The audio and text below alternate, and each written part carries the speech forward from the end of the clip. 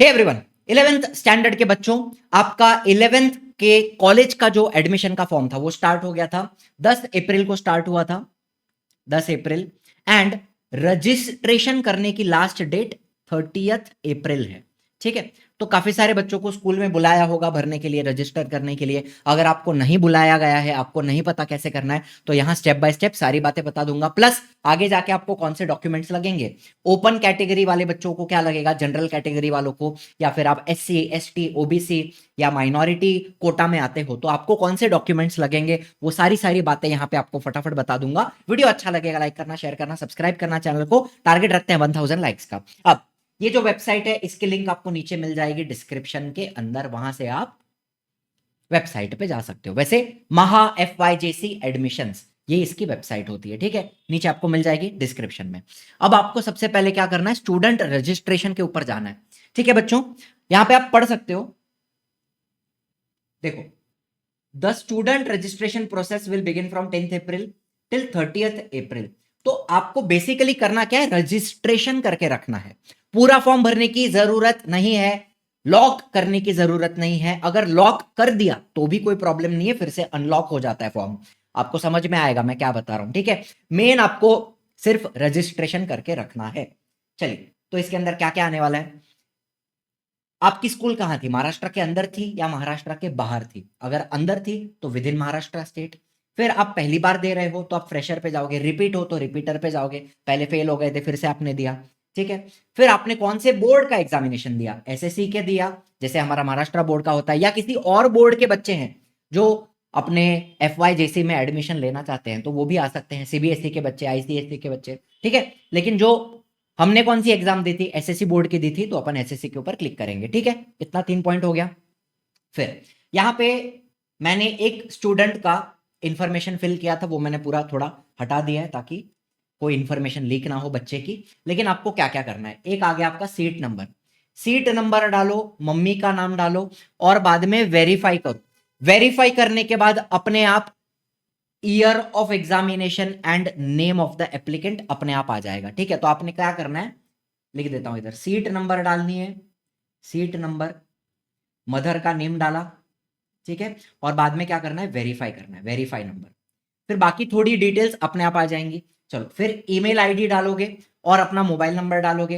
एक security question, आपका best friend कौन है, आपके दादाजी का नाम क्या था, आपके कुत्ते का नाम क्या था, स्कूल का नाम क्या था, कोई भी ऑप्शन आप ले सकते हो वहां से, उसका आंसर आप डाल देना। इनकेस आप अपना पासवर्ड भूल जाते हो तो उसको वापस रिकवर करने के लिए ये सिक्योरिटी क्वेश्चन होता है। ठीक है, फिर पासवर्ड यहां पे डाल दीजिए, कंफर्म कर दीजिए, कैप्चा डाल दीजिए, एंड आपका ये बेसिक रजिस्ट्रेशन कंप्लीट हो गया। देखो यहां पे दिख रहा है आपको रजिस्टर करना है, इतना ही करना है, इतना ही मेन करना है काम। रजिस्ट्रेशन कंप्लीट करना था 30 अप्रैल के पहले। इसके आगे का जो फॉर्म है वो अपन आराम आराम से भी भर सकते हैं, एंड काफी सारी चीजें आपका रिजल्ट आने के बाद ही भरी जाएंगी। बात समझ में आ रही है? तो चिंता की कोई बात नहीं है। देख लो, इतना करना है अपने को। एंड आफ्टर रजिस्ट्रेशन यहां पे आ जाएगा, देखो क्या लिखा हुआ आ रहा है, dear XYZ, you have registered successfully, your application form number is that, and वही आपका लॉगिन आईडी भी है। ध्यान से सुनना, अब आपका जो एप्लीकेशन नंबर है वही आपका लॉगिन आईडी भी रहेगा। ठीक है, एंड इसमें आपको एक PDF भी मिल जाएगा। ये देखो यहाँ पे प्रिंट का ऑप्शन आ रहा है, डाउनलोड का ऑप्शन आ रहा है, तो आपने क्या करना है, वो जो PDF मिलेगी उसको आपने डाउनलोड कर लेना है। वैसे आपके ईमेल आईडी पे भी, ईमेल आईडी जो होगी उसके ऊपर भी आपको ये ईमेल आ जाएगा कि आपका लॉगिन नंबर, आपका एप्लीकेशन फॉर्म नंबर क्या है, एंड आपका जो फोन नंबर आपने डाला है, फोन नंबर, उसके ऊपर भी आपको एक टेक्स्ट मैसेज आ जाएगा कि आपका application form number, login ID क्या है। पासवर्ड तो आपको पता है, आपने डाला हुआ है। देखो ये PDF आप डाउनलोड कर सकते हो, dear XYZ, you have registered successfully and your application form number is this. तो इस तरीके से आपको application form number, login ID मिल गया। अब आपने क्या करना है, इतना हो गया। अब आप निश्चिंत रहिए, आपका जो 30 अप्रैल तक का काम था वो समाप्त हो चुका है। 30 अप्रैल तक इतना ही करना था, रजिस्ट्रेशन करके रखना था, दैट्स इट। इसके आगे क्या आता है देखो अभी। अब आप जाते हो लॉगिन वाले पेज पे। लॉगिन कहां पे था अगर आपको नहीं पता तो यहां पे देखो, ये वाला जो पेज है, अपन ने रजिस्ट्रेशन कर लिया। अब उसके बाजू में लॉगिन का ऑप्शन आपको दिख रहा है, दिख रहा है? अब उस लॉगिन के अंदर आप जाओ तो वहां आपको क्या क्या मिलेगा। देखो, लॉगिन के अंदर आ गए तो आपने लॉगिन आईडी डाली, अपनी एप्लीकेशन फॉर्म नंबर, आपने पासवर्ड डाला, कैप्चा डाला एंड लॉगिन के ऊपर क्लिक किया। तो ये लॉगिन होने के बाद इस तरीके से दिखाई देगा। अब यहां पर लेफ्ट में क्या क्या दिख रहा है आपको, देखो आपका जो डैशबोर्ड है उसमें आपको आपका एप्लीकेशन फॉर्म दिख रहा है, उसमें आपकी रजिस्ट्रेशन डिटेल्स आ जाती है, जो आपने रजिस्टर किया, आपका सीट नंबर, मदर नेम, वो सब आ जाता है। फिर आपकी पर्सनल डिटेल्स, पर्सनल डिटेल में क्या आ रहा है, आपका नाम, एप्लीकेंट का नाम, एप्लीकेंट का मदर का नाम, डेट ऑफ बर्थ, 10th की आपकी स्कूल का नाम आ जाएगा, अपने आप भर जाएगा वो वहां पे, ठीक है। और अगर कोई चीज भरी नहीं है तो वो आपने भर देनी है। स्कूल का यूडाइज नंबर होता है वो भी यहाँ पे आ जाएगा। And have you pass from government, जिला परिषद और म्युनिसिपल स्कूल, अगर आप म्युनिसिपल स्कूल से हैं या गवर्नमेंट स्कूल से हैं तो आप येस पे क्लिक कर देना, अगर आप प्राइवेट स्कूल से हैं तो नो पे क्लिक कर देना, ठीक है। चलो, बाद में आप सेव एंड नेक्स्ट कर सकते हैं यहां से। चलो, इसी तरीके से आपको आगे की इंफॉर्मेशन भी देखते जानी है। आगे क्या भरोगे, एड्रेस डिटेल्स आपको दिखाई दे रहा है। चलो, रजिस्ट्रेशन डिटेल्स आपने ऑलरेडी भर दी है जो आपने पहले किया। फिर आपने पर्सनल डिटेल्स यहां पे भरी हुई है, पर्सनल इंफॉर्मेशन आ गई। अभी एड्रेस पे चलते हैं। एड्रेस डिटेल्स में आप यहां पे अपना जो भी एड्रेस होगा, आधार कार्ड के ऊपर जो भी आपका एड्रेस है वो आप डाल दो, ठीक है। एड्रेस डिटेल, पिन कोड आ गया, आपका स्टेट, डिस्ट्रिक्ट, एरिया, ब्लॉक, तहसील, तालुका, सिटी, टाउन, ये सब भर दो। 2 मोबाइल नंबर आपको देने हैं, एक देना है, 2 देना है, लैंडलाइन नंबर देना है, आपकी ईमेल आईडी, ये सारी चीजें आपने डाल देनी है, ठीक है। ये सारी इंफॉर्मेशन यहाँ पे फिल कर देनी है, कोई दिक्कत वाली बात है क्या, नहीं। इसको आप करो सेव एंड नेक्स्ट। एक बार सेव करने के बाद वापस चेंज हो सकता है, हाँ हो सकता है। पूरा फॉर्म आप वापस एडिट कर सकते हो, सारी इंफॉर्मेशन आप एडिट कर सकते हो, ठीक है। आपका एड्रेस भी कुछ गलत चला गया, पिन कोड गलत चला गया, कुछ भी गलत हो जाता है, आप वापस उसको चेंज कर सकते हो, दिक्कत वाली बात नहीं है, ठीक है। चलिए, फिर हम यहाँ आते हैं सबसे मोस्ट इंपॉर्टेंट टॉपिक पे, कैटेगरी एंड रिजर्वेशन डिटेल्स। अब देखो एक एक करके चीज बताता हूँ। आप कौन सी कैटेगरी में आते हो, ओपन कैटेगरी में आते हो तो यहां पर भी अपने आप ओपन कैटेगरी आ जाएगा, सिलेक्ट और कैटेगरी में ओपन आ जाएगा, जनरल कैटेगरी। एंड फिर आपको कोई अलग कास्ट सर्टिफिकेट, माइनॉरिटी सर्टिफिकेट, ये सारी चीजें बताने की जरूरत नहीं है। लेकिन अगर आप किसी भी कैटेगरी में आते हो, ओबीसी, एससी, एसटी, कुछ भी, तो उसमें आपको कास्ट सर्टिफिकेट लगने वाला है।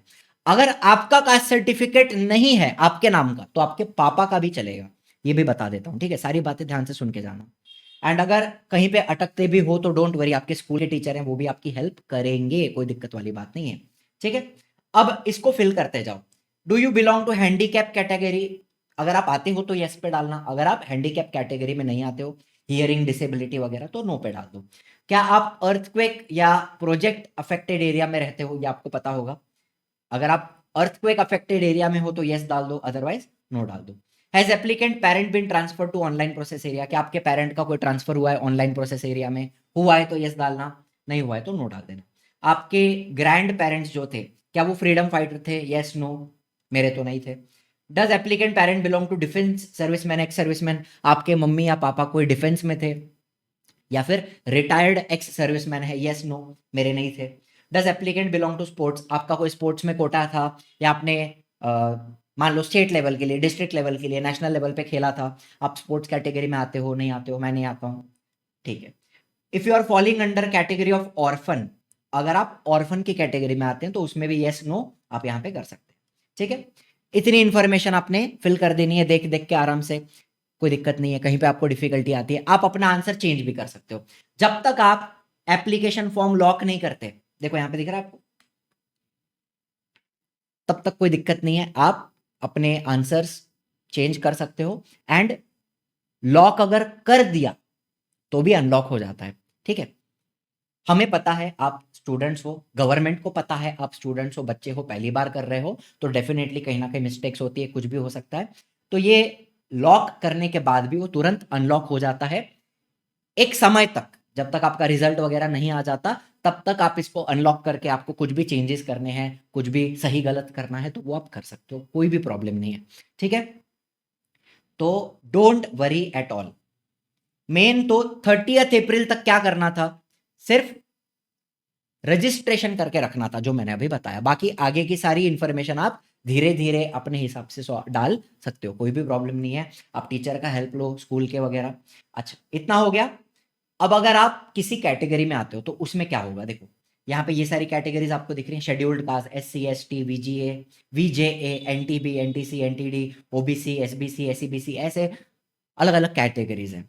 तो आप कोई भी कैटेगरी में अगर आते हो तो यहाँ पे आपकी वो कैटेगरी आ जाएगी। ठीक है, अभी देखो मान लेते हैं, पहले ये इंफॉर्मेशन ऊपर वाली पढ़ लो, applicant only from Maharashtra state, अगर आप महाराष्ट्र से हो, ठीक है, मतलब आपका आधार कार्ड महाराष्ट्र का है, आपका एड्रेस महाराष्ट्र का होना चाहिए, then you are eligible for the constitutional reservation benefits. ठीक है, कॉन्स्टिट्यूशनल रिजर्वेशन मतलब क्या, कि कोटा जो होता है ना एडमिशन में, कि ओबीसी के लिए कुछ कोटा होता है, सीट्स होती हैं, SC ST इनके लिए कुछ सीट्स होती हैं, तो वो इसको अपन रिजर्वेशन बेनिफिट बोलते हैं। तो आपका, आप महाराष्ट्र स्टेट से होने चाहिए। एंड कभी कभार वो प्रूव करने के लिए डोमिसाइल सर्टिफिकेट भी लगता है। डोमिसाइल यहां पे लिख देता हूं मैं ऊपर, डोमिसाइल बेसिकली क्या होता है, डोमिसाइल सर्टिफिकेट ये प्रूव करता है कि आप, वैसे तो यहाँ पे कहीं पे डोमिसाइल सर्टिफिकेट मेंशन किया नहीं है, लेकिन काफी लोग हैं जो बनवा लेते हैं, कोई दिक्कत नहीं है, तुरंत बन जाता है। डोमिसाइल सर्टिफिकेट प्रूव करता है कि आप महाराष्ट्र के रेसिडेंट हैं, बस दैट्स इट, और कोई दिक्कत नहीं है। तो applicant from Maharashtra are eligible for reservation benefit, समझ में आया। दूसरा, to claim any reservation supporting documents need to be uploaded, तो जो भी आपके कास्ट सर्टिफिकेट के डॉक्यूमेंट है वो आपको अपलोड करने पड़ेंगे।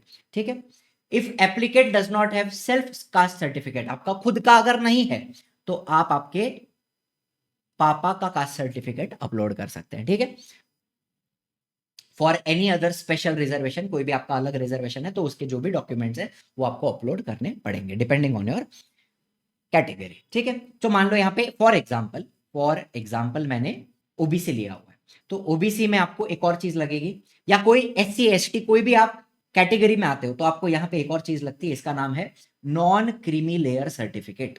ठीक है, it is mandatory along with caste certificate, तो कास्ट सर्टिफिकेट तो आप अपलोड करोगे, उसके साथ आपको नॉन क्रीमी लेयर सर्टिफिकेट भी लगने वाला है। ठीक है, चल फिर do you have caste certificate issued by competent authority, तो आपके पास कास्ट सर्टिफिकेट होना चाहिए। Caste certificate issuing state Maharashtra का होना चाहिए ज्यादातर, या किसी और स्टेट का रहेगा तो भी वैसे चलता है। ठीक है, कास्ट सर्टिफिकेट इशूइंग डिस्ट्रिक्ट, कौन से डिस्ट्रिक्ट में इशू किया गया था, एंड आपकी कैटेगरी कौन सी है, SC ST OBC जो भी है, तो ये आपको डाल देना है यहाँ पे। ओके, बेसिकली आपको ये चीजें करनी है। अब बाकी अपन ने यहाँ पे ये सब फिल कर दिया, नो नो नो नो, जो भी आपका यस रहेगा कहीं पे तो आप यस डाल सकते हो। ठीक है, मतलब ये चीजें भी आपको हेल्प करती हैं बाद में आगे एडमिशन में। अगर आपको कम परसेंटेज भी है लेकिन आपके, मान लो आप स्पोर्ट्स कैटेगरी में आ रहे हो, या आपके ग्रैंड पेरेंट फ्रीडम फाइटर थे, या फिर आप अर्थक्वेक अफेक्टेड एरिया से आ रहे हो, या आप हैंडीकैप हो, तो ये सारी चीजें आपको हेल्प करती हैं आगे एडमिशन लेने के लिए। ठीक है, इसलिए यहाँ पे ये सारी डिटेल्स आपको भरनी है। इसके बाद एक और चीज है, minority quota. Do you belong to any minority, अगर आप किसी माइनॉरिटी में नहीं आते हो तो नो पे क्लिक कर दो, कोई दिक्कत नहीं है। अगर आप किसी माइनॉरिटी में हो, लिंग्विस्टिक माइनॉरिटी मतलब क्या, लैंग्वेज की माइनॉरिटी, इसमें बहुत सारे हैं, हिंदी, कन्नड़ा, उर्दू आ गया, गुजराती आ गया, मराठी आ गया, तो इसको आप ओपन करोगे आपको बहुत सारी लैंग्वेजेस दिखेंगी। और लिंग्विस्टिक माइनॉरिटी के लिए आपको कोई सर्टिफिकेट बताना नहीं होता।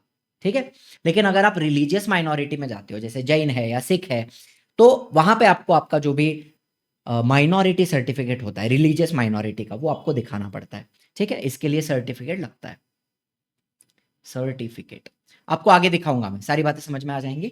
चलो इतना हुआ क्लियर। बाद में क्या आपको इन हाउस कोटा में एडमिशन चाहिए, इन हाउस मतलब क्या, आपकी जो स्कूल होती है उसी में अगर 11th 12th है तो आपके ही स्कूल में आप आगे 11th 12th कंटिन्यू करना चाहते हो, उसको इन हाउस कहते हैं।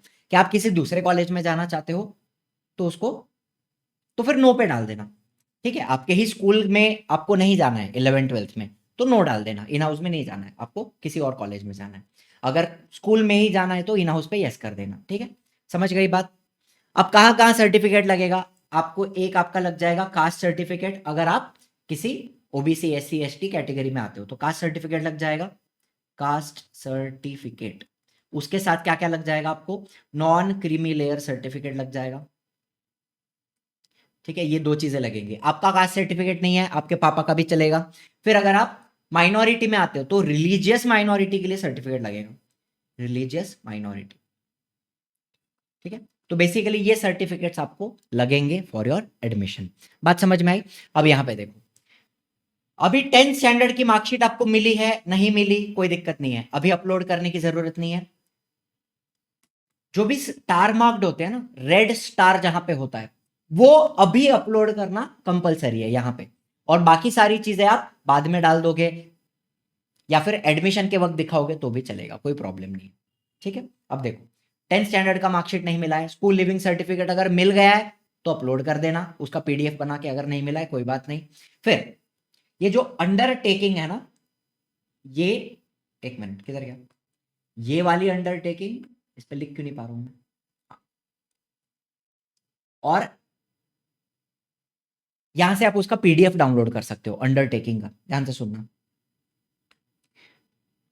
अंडरटेकिंग का पीडीएफ आपको डाउनलोड कर लेना है और उसके अंदर क्या फिल करना होता है वो भी आपको बता दूंगा। ठीक है, एंड अगर आप माइनॉरिटी कोटा में आते हो तो उसके लिए भी एक सेल्फ डिक्लेरेशन यहां पे लगता है माइनॉरिटी कोटा के लिए, अगर आप उसमें आते हो तो। अगर आपका माइनॉरिटी कोटा नहीं है तो ये भरने की जरूरत नहीं है, ये आएगा ही नहीं आपको ऑप्शन। ठीक है, अगर आप माइनॉरिटी कोटा में हो तो ये ऑप्शन आपको आने वाला है। Are you understanding? फिर आपको यहाँ पे कास्ट सर्टिफिकेट के साथ नॉन क्रीमी लेयर सर्टिफिकेट लग जाएगा, एंड ये दोनों चीजें यहाँ पे कंपलसरी है। मतलब अभी ऑनलाइन प्रोसेस में आपके पास ये चीजें होनी चाहिए, तभी आप अपना जो एप्लीकेशन फॉर्म है उसको लॉक कर पाओगे। अगर ये अपलोड नहीं करोगे तो ये एप्लीकेशन फॉर्म आपका लॉक नहीं हो पाएगा। तो ये दोनों चीजें आपको अभी अपलोड करनी पड़ेंगी, तो तैयार रहना। अभी मतलब एकदम अर्जेंट नहीं है, पहले आपका रिजल्ट आ जाने दो उसके बाद आप अपलोड करोगे। लेकिन जब तक ये अपलोड नहीं करोगे एप्लीकेशन फॉर्म लॉक नहीं होगा, एंड जब तक आप लॉक नहीं करोगे अगला फॉर्म जो ऑप्शन फॉर्म होता है उसको अपन क्या बोलते हैं, ऑप्शन फॉर्म। उसमें आप कौन से कॉलेज में जाना चाहते हो उसका प्रेफरेंस वगैरह डालते हो कि पहले मुझे ये कॉलेज जाना है, फिर दूसरा ये, तीसरा ये, ऐसे करके। तो वो ऑप्शन फॉर्म ओपन ही नहीं होगा जब तक आप इसको लॉक नहीं करते। समझ में आ गई बात? एंड लॉक करने के लिए आपको ये दोनों चीजें कंपलसरी अपलोड करनी पड़ेंगी, स्टार मार्क किया हुआ है। बाकी सारी चीजें आप नहीं भी किया अपलोड तो भी चलता है। ठीक है, हाँ, लेकिन ये अंडरटेकिंग वाला जो है ना, ये इसका आपको क्या लेना पड़ेगा, प्रिंट लेना पड़ेगा।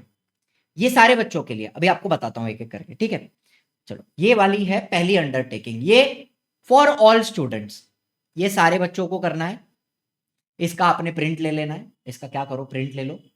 और इसमें बेसिकली आपको बस आपका एप्लीकेशन फॉर्म नंबर जो है वो डालो, आपका नाम डालो, आपकी जो कैटेगरी है, ओपन है, जनरल है, एंड कौन सी कैटेगरी आपने फिल की है फॉर्म में। अगर आपको कोई रिजर्वेशन है तो कौन सा रिजर्वेशन है, ओबीसी, एससी, एसटी, वो डालो यहाँ पे।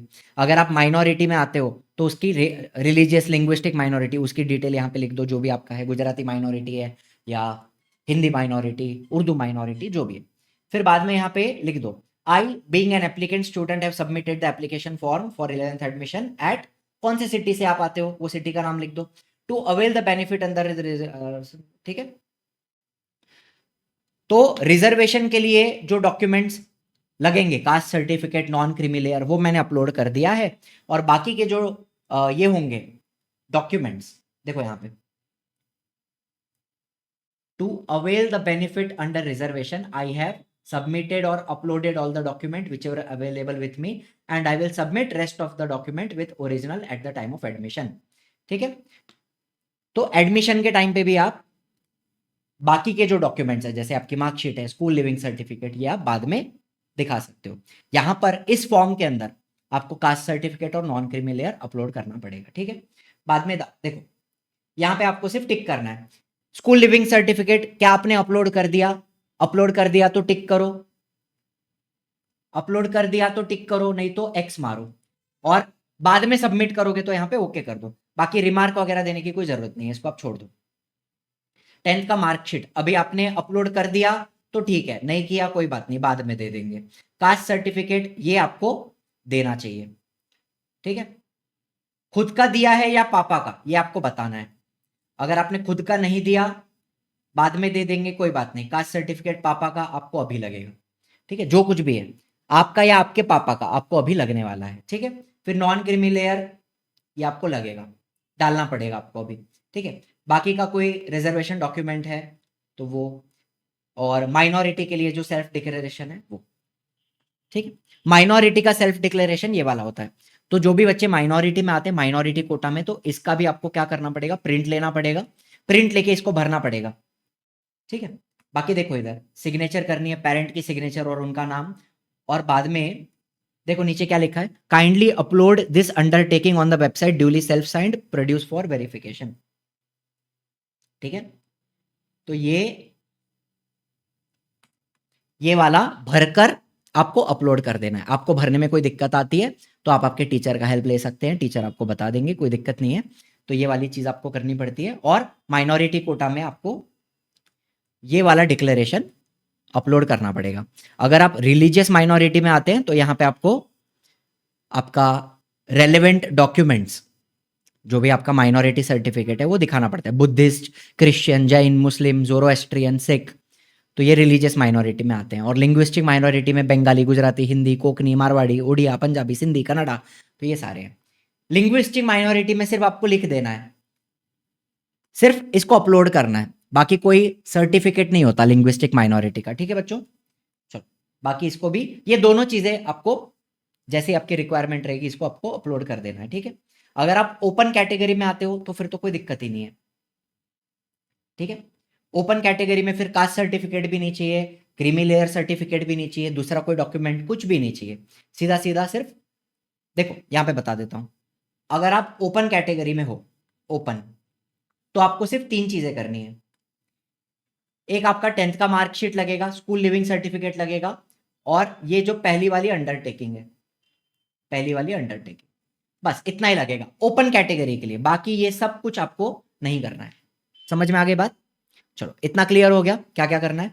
एंड बस लास्ट में आपको यहाँ पे एप्लीकेशन फी भरनी होती है 100 रुपए की। 100 रुपए की एप्लीकेशन फी भर दो, एंड उसके बाद आपका फॉर्म लॉक हो जाएगा। लेकिन अभी आप अगर उसको लॉक करते भी हो तो आप उसको अनलॉक कर सकते हो। आपको कोई डॉक्यूमेंट्स अपलोड करने हैं तो आप कर सकते हो। एकदम आराम से फॉर्म भरिए, कोई घाई नहीं है।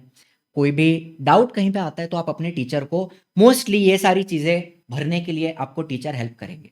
ठीक है, ये वाला फॉर्म हो गया, ये वाला फॉर्म हो गया, ये दोनों चीजें करने के लिए टीचर आपको हेल्प करेंगे, दिक्कत नहीं है।